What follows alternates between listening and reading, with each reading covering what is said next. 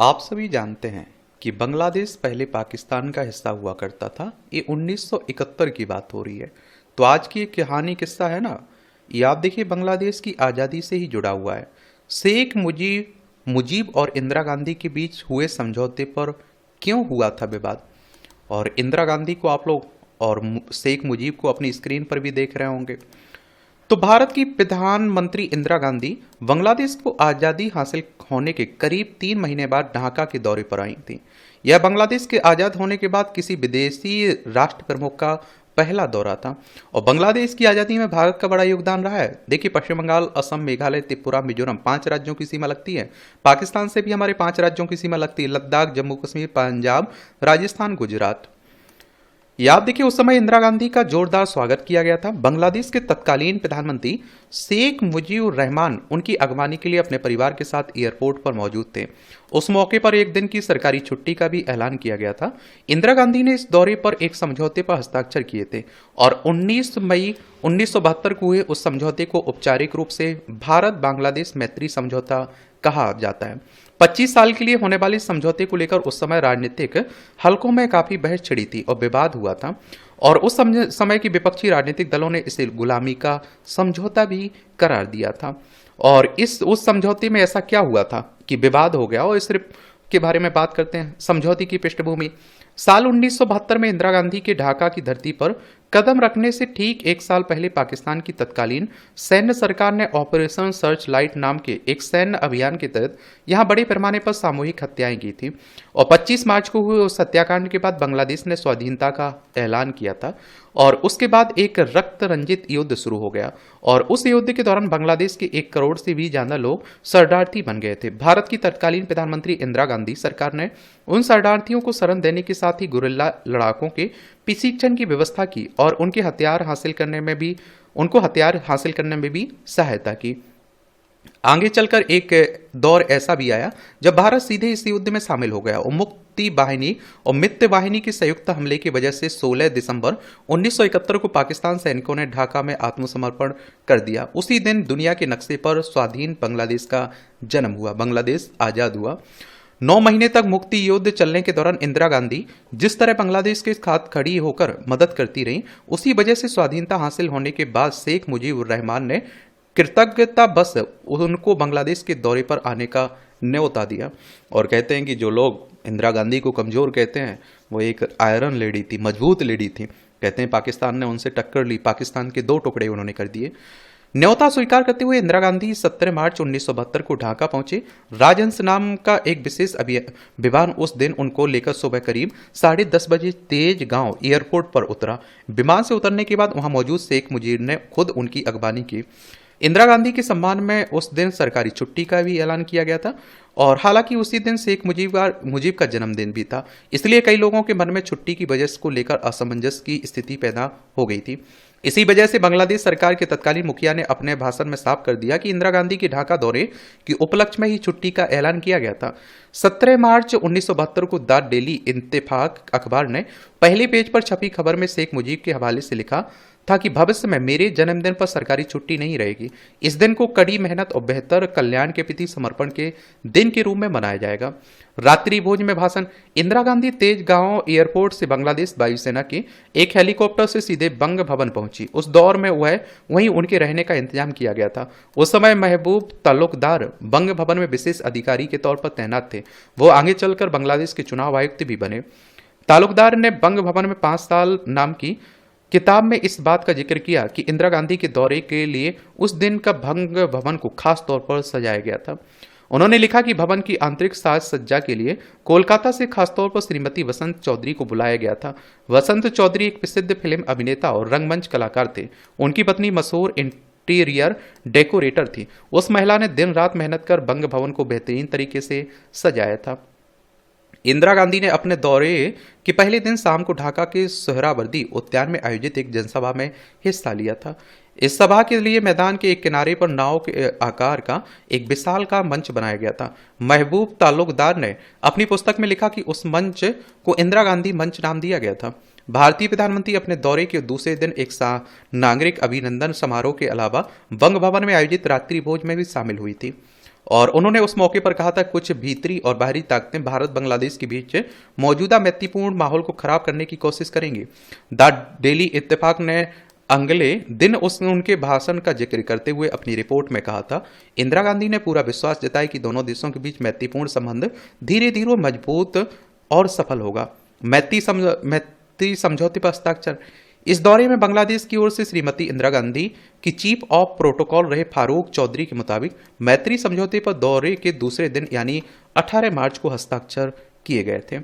और चौधरी ने अपनी मौत से कुछ साल पहले बीबीसी बंगला के साथ एक बातचीत में कहा था कि इस समझौते पर हस्ताक्षर इंदिरा गांधी के दौरे के दूसरे दिन सीतालक्ष्य नदी में एक नौका विहार के दौरान हस्ताक्षर किए गए थे। वह समझौता जमीन पर नहीं बल्कि पानी पर हुआ था। लेकिन 19 मार्च को तत्कालीन द डेली इत्तेफाक में मुजीब इंदिरा के बीच कामयाब बातचीत शीर्षक एक रिपोर्ट में कहा गया कि 19 मार्च को सीतालक्ष्य नदी में नौका विहार जरूर हुआ था, लेकिन उस दौरान दोनों नेताओं के बीच समझौते पर सिर्फ बातचीत हुई थी। उस पर हस्ताक्षर अगले दिन यानी कि 19 मार्च को किए गए थे।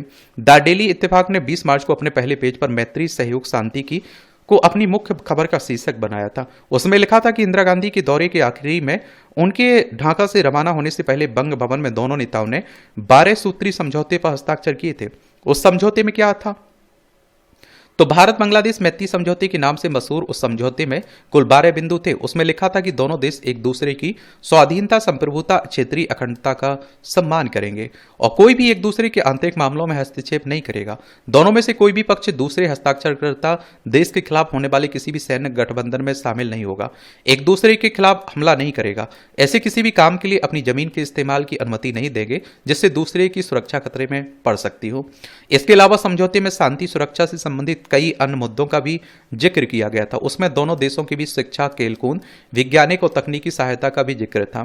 शोधकर्ताओं का कहना है कि यह समझौता काफी हद तक साल 1971 के बाद के भारत सोवियत समझौते की तर्ज पर किया गया था। कई इतिहासकारों का तो यह मानना है कि दोनों समझौते हूबहू एक जैसे थे। फर्क सिर्फ यही था कि सोवियत संघ के साथ समझौते की म्याद जहां 20 साल की थी, वहीं बांग्लादेश के साथ इसकी म्याद 25 साल की थी। फारूक चौधरी ने साल 2011 में बीबीसी को दिए एक इंटरव्यू में कहा था कि समझौते में कोई नया तथ्य नहीं था, यह भारत और सोवियत संघ के बीच समझौते की नकल या कॉपी थी।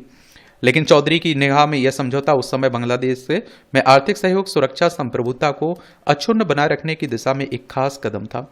उन्होंने बीबीसी से कहा था कि हमने सोचा कि इससे हमारी सुरक्षा बढ़ेगी। तब तक हमें नहीं पता था कि पाकिस्तान के इरादे क्या हैं। इसके लिए एक देश के साथ समानता के आधार पर हम अपनी संप्रभुता, स्वाधीनता को अक्षुण्ण रखते हुए हमने इसे और मजबूत किया। अरुंधति घोष उस समय ढाका स्थित भारतीय उच्चायोग में प्रथम सचिव थी। उनकी निगाह में यह समझौता दोनों देशों के बीच एक महत्वपूर्ण प्रतीकात्मक मामला था और उन्होंने साल 2011 में बीबीसी को दिए एक इंटरव्यू में कहा था कि मुझे लगता है कि यह समझौता उसका एक सबूत था जिसमें हमें जिस नई मैत्री की जरूरत थी हमारे बीच वह बनी रहेगी। कई इतिहासकारों ने लिखा है कि यह समझौता भले इंदिरा गांधी के ढाका दौरे के दौरान हुआ, लेकिन उससे एक महीने पहले शेख मुजीब के भारत के अपने पहले राष्ट्रीय दौरे के दौरान ही इस पर सहमति बन गई थी।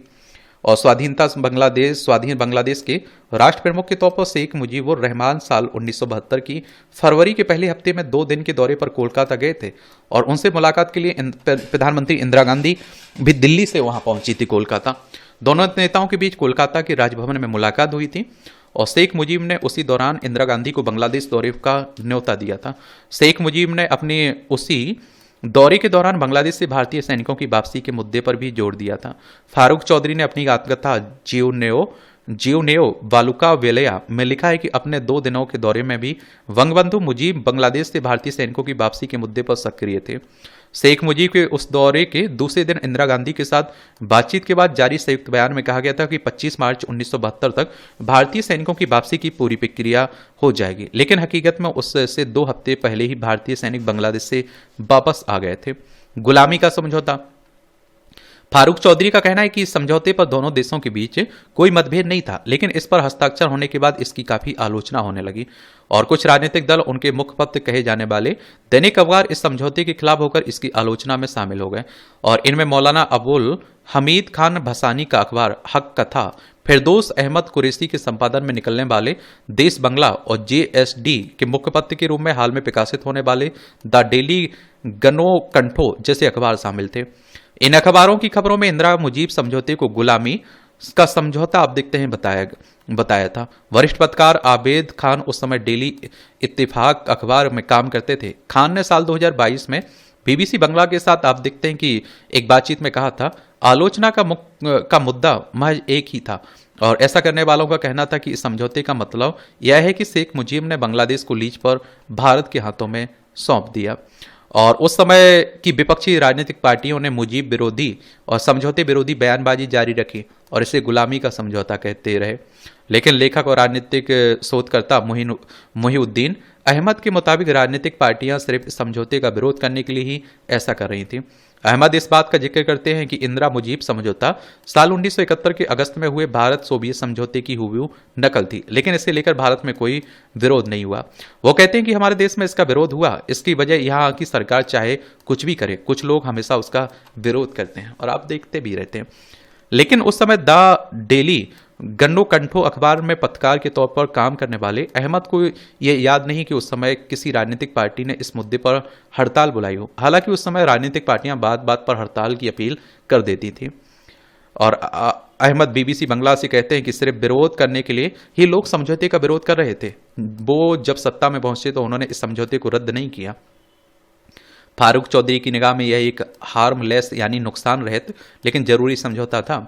चौधरी ने साल 2011 में बीबीसी बंगला से कहा था कि साल 1997 में दुनिया साल 1972 के मुकाबले पूरी तरह बदल चुकी थी। तब सोवियत संघ का कोई अस्तित्व नहीं था, वह रूस बन गया था। बीते समय ने इसे अप्रासंगिक बना दिया। मैंने इस समझौते की मौत तो देखी। पहली बात यह है कि इसकी कोई जरूरत नहीं। Let and die a natural death, इसे अपनी स्वाभाविक मौत मरने दें। उनका कहना था कि जिनको इस समझौते के नवीनीकरण की आशंका थी, उनकी आशंका गलत साबित हुई। मुझे लगता है कि वह समझौता समय की मांग थी। उस समझौते ने तब हमारा साहस बढ़ाया था, ताकत बढ़ाई थी, हमारी संप्रभुता को मजबूत किया था। इसका एक मनोवैज्ञानिक महत्व था। कितना फायदा हुआ था इससे? यह सवाल जरूर है कि भारत बांग्लादेश मैत्री समझौता कहां तक लागू हुआ, इससे असल में कुछ फायदा हुआ या नहीं। तो पूर्व राजदूत हुमायूं कबीर बीबीसी बंगला से कहते हैं, हकीकत में या किसी भी पक्ष से समझौता की शर्तों को लागू करने का अनुरोध नहीं किया या कोई भी उसे अमली जामा पहनाने की दिशा में आगे नहीं बढ़ा। डॉक्टर अनीसुज्जमान ने साल 2015 में प्रकाशित अपनी आत्मकथा विप्ला पृथ्वी में लिखा कि जितनी चर्चा हुई थी उस लिहाज से समझौते के सामान्य हिस्से पर भी अमल नहीं किया गया। ढाका स्थित भारतीय उच्चायोग में प्रथम सचिव रही अरुंधति घोष मानती हैं कि साल 1975 में हुए तख्तापलट और इससे जुड़ी घटनाओं ने इस समझौते पर अमल नहीं होने में एक बड़ी भूमिका निभाई थी।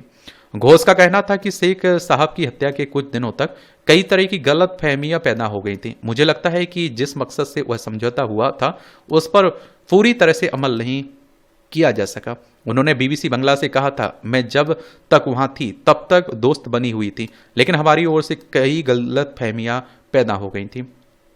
और 19 मार्च 1997 को समझौते की मियाद खत्म होने के समय बांग्लादेश में आवामी लीग की सरकार सत्ता में थी, लेकिन भारत और बांग्लादेश में से किसी ने उसके नवीनीकरण में कोई दिलचस्पी नहीं दिखाई। तो यही कहानी है इस समझौते की। आपका कोई सवाल हो, मेरे लिए सुझाव हो तो बता सकते हैं आप लोग। धन्यवाद।